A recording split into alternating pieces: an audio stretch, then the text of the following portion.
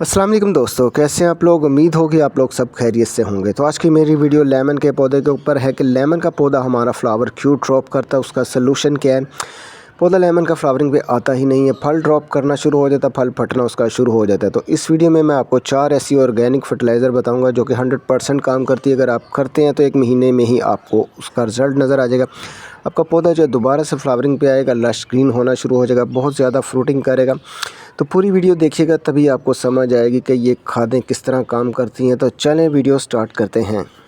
दोस्तों, ये मेरा लेमन का पौधा, इसकी एज जो तकरीबन 7 इयर्स हो चुकी है। पौधा जो एकदम से जो है येलो पत्ते करना शुरू कर दिया। ये देख रहे हैं आप, इस तरह इसकी कंडीशन हो गई है। फल भी बहुत कम इसके ऊपर आया है। तो हमें जो है अब इसका सलूशन ढूंढना होता है।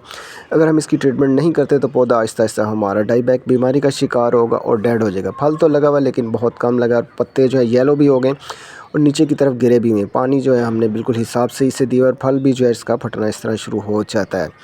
तो अब इसका सलूशन मैं आपको बताऊंगा, ऐसी फर्टिलाइज़र बताऊंगा जो कि अगर आप देते हैं तो आपका पौधा जो दोबारा से लश ग्रीन हो जाएगा और बहुत ज़्यादा जो है आपको फ्रूटिंग देगा। ठीक है, ये मैं आपको पहले की वीडियो दिखा रहा हूँ ट्रीटमेंट के, फिर मैं इसके बाद की आपको वीडियो दिखाऊंगा कि हमने जो ट्रीटमेंट की उसका क्या फ़ायदा हुआ या नहीं हुआ। अभी हमारा पौधा जो है फ्लावरिंग की तरफ नहीं आ रहा तो उसका सलूशन मैं आपको बताता हूँ कि उसके लिए हमने क्या करना होता है। ठीक है, ये हमारा पौधा, उसका मेन तना देख लें, उसके ऊपर जो है इस तरह की शाखें होंगी। ठीक है, इस तरह की शाखें जो होंगी उसके ऊपर जो हम लोहे की तार जो है लपेट देते हैं, जिससे सरिया हम बांधते हैं। तो इससे होता क्या कि जब जैसे जैसे पौधा बड़ा होता है तो ये हिस्सा टाइट होता है, तो पौधा जो हमारा फ्लावरिंग की तरफ आता है। हम तरीका उन पौधों पे करते हैं जो कि पौधा फ्लावरिंग की तरफ नहीं आ रहा होता। ठीक है, इस तरह लोहे की तार जो है आपने ऊपर वाली शाखों के ऊपर लपेट देनी होती है, जिससे हमारा पौधा जो है बड़ा होता है। तो ये तार टाइट होती है तो पौधा जो है बहुत ज़्यादा फ्लावरिंग की तरफ आ जाता है। तो ये ट्रिक्स जो है आप अपने सभी फलदार पौधों के ऊपर करते हैं। इससे जब काफ़ी शाख टाइट होती है, ये तार टूट जाती है तो कोई मसला नहीं इसमें। ज़्यादा फ्रूटिंग लेने के लिए हमें पौधे की ड्राई शाखें जो है उसे कट कर देना होता है। जब भी आपको नज़र आ जाए आपने उसको कट कर देना है। अगर आधी ड्राई है आधी ग्रीन है तो पूरी जो शाख है फिर आपने ग्रीन वाली भी साथ उसके कट कर देनी होती है। अगर इस तरह की ड्राई शाखें पौधे के ऊपर रहती हैं तो पौधा जो ग्रोथ जो बहुत स्लो कर देता है, फल बहुत कम देता है और फ्रूटिंग की तरफ तो फिर वो आता ही नहीं है। तो ये छोटी सी टिप्स है लेकिन ये बहुत काम की है। आपने जितनी भी आपके पौधे के ऊपर ड्राई और वीक बीमार शाखें हों, ये आपने हमेशा से काटते ही रहना है। आपका पौधा जो है बहुत तेज़ी से बढ़ता है अगर आप ये शाखें काट देते हैं।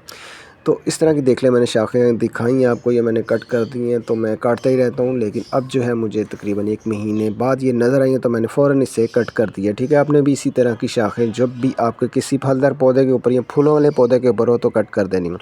अब देखिएगा कि आपका पौधा जो है हल्का महसूस करता है और बहुत ही। तो दोस्तों, लिक्विड फर्टिलाइज़र बनाने के लिए सबसे पहली चीज़ जो है हम यूज़ करेंगे जीनोमो। ये 20 से 30 रुपये का साशे मिल जाता है। तो इसमें से हम ½ टीस्पून लेंगे, 1.5 लीटर पानी लेंगे तो उसमें जो है हम इसे यूज़ करेंगे।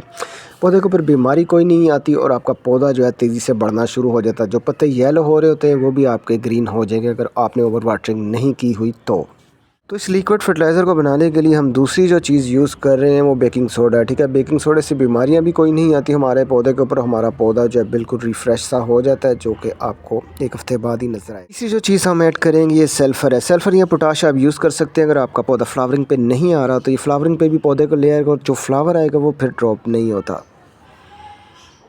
तीसरी जो चीज़ है हम सिरका यूज़ कर रहे हैं। सिरका जो है डीएपी और एनपीके की कमी को पूरा करता है। समझ लें कि ये वही काम करेगा आपके पौधे के ऊपर जो डीएपी और एनपीके करती हैं। ठीक है, इसका मुतबादिल है तो ये बेहतरीन काम करता है। ये 100% जो है काम करेगा। दोस्तों, ये ब्राउन शुगर है। ब्राउन शुगर की जगह आपने गुड़ या शक्कर इस्तेमाल नहीं करनी। ठीक है, ये किसी बड़े स्टोर से आपको ब्राउन शुगर मिल जाएगी। किसी भी कंपनी की लेन 150 रुपये तक मिल जाती है। ½ kg होता है और ये तकरीबन 1.5 साल तक जो है हमारे पास चलता है।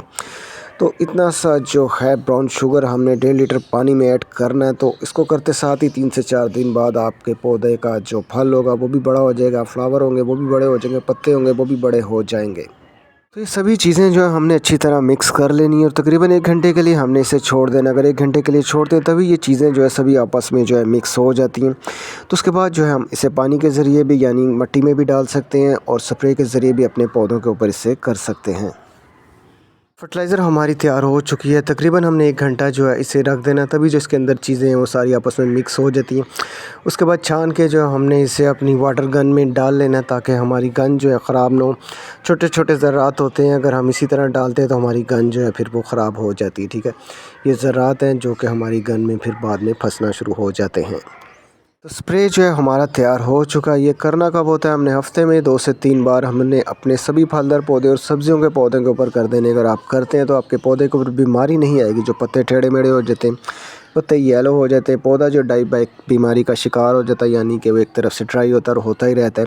तो कोई भी मसला होता है पौधों का तो इन स्प्रे से जो वो हल हो जाता है। तो आप लोग मुझे कमेंट्स में भी पूछ सकते हैं कि कोई मसला है अगर आपके पौधों को, तो मैं आपको लाजमी उसका हल बताऊँगा। तो याद रखिएगा, पौधों में कोई ऐसी बीमारी नहीं है जिसका हल ना हो। तो आप लोग जो है मुझे पूछ सकते हैं। ये स्प्रे इतना अच्छा है, अगर आप करते हैं तो 1 हफ़्ते में ही आपको इसका रिज़ल्ट नज़र आ जाएगा।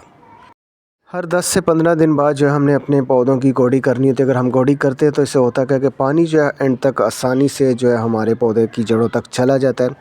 मिट्टी हार्ड नहीं होती और पौधे को जो है ऑक्सीजन मिलना शुरू हो जाती है। तो गोडी एक छोटा सा काम तो लगता है, लेकिन इसके फ़ायदे बहुत बड़े हैं। ठीक है, तो आपने अपने हर पौधे को 10 से 15 दिन बाद गोडी लाजमी करनी है। इससे मिट्टी भी नरम रहेगी और आपका पौधा भी खुश रहेगा और उसका जो पानी का pH लेवल है वो भी फिर बराबर रहना शुरू हो जाता है।